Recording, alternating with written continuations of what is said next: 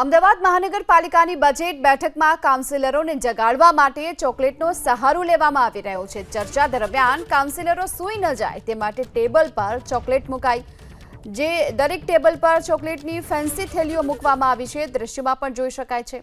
દર વર્ષે ચર્ચા દરમિયાન કાઉન્સિલરો સૂઈ જતા હોવાના દ્રશ્યો સામે આવે છે। આથી આ વર્ષે ચોકલેટનો સહારો લેવામાં આવ્યો। કાઉન્સિલરોને ચોકલેટ આપવાને મામલે ભાજપ પક્ષના નેતા ગૌરાંગ પ્રજાપતિએ કહ્યું છે કે 2 દિવસની આ ચર્ચા રહેવાની છે, જે વહેલી સવારથી મોડી રાત સુધી ચાલે છે। કાઉન્સિલરોને પાણીની તરસ ન લાગે તે માટે ચોકલેટ આપવામાં આવી છે।